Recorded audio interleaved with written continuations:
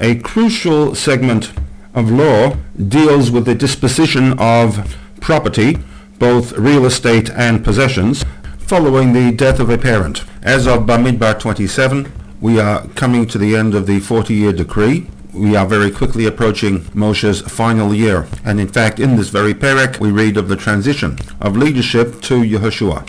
One would have expected that by now there would have been a well-established set of protocols for the distribution of the estate to one's offspring. Yet we find with the incident involving the Benot Tzlafchad that Moshe refers the matter to HaKadosh Baruch Hu, which would seem to imply that this aspect of inheritance law was something with which Moshe was not familiar. And therefore, Vayakrev Moshe et Mishpatan Lifnei Hashem. A surface reading of Rashi's commentary to this pasuk would lead us to conclude that this is the difficulty that he is addressing. Namely, why is it at the conclusion of the 40-year period was Moshe not able to respond to the Benot Tzlafchad without referring the matter to HaKadosh Baruch Hu? To this, Rashi responds in two ways. Option number one is that Nit'alma halacha mimenu.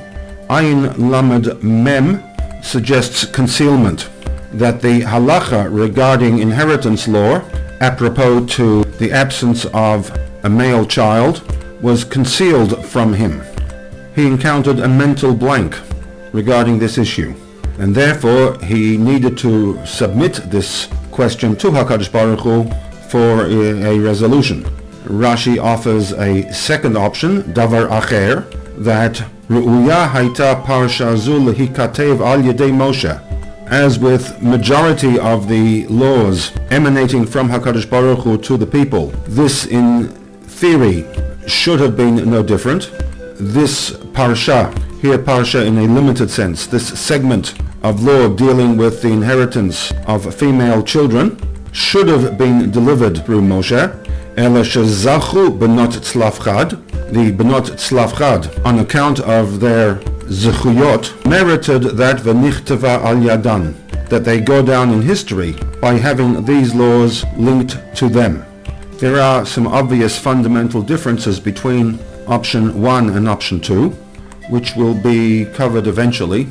Returning now to option 1, in which Rashi, drawing on a Gemara in Masechet Sanhedrin, provides us with a reason as to why Moshe had a mental block with regard to the request from the Benot Tzlafchad. Rashi suggests that Moshe was given a slap on the wrist on account of his arrogance, where we find that Moshe, in setting up a structured system for the implementation of justice, ranging from the lower courts that dealt with the day-to-day issues of a community, up to the Supreme Court of 71 judges. And then Moshe stated, V'hadavar asher yikshe mikem, those issues that are the most difficult, that cannot be handled by the court system, takrivon elai, bring those issues to me and I will deal with them.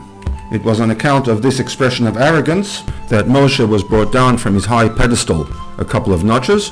In a very public forum, he was forced to acknowledge his limitation, that not everything that is difficult he could respond to, and therefore Vayakrev Moshe et Mishpatam Lifnei Hashem.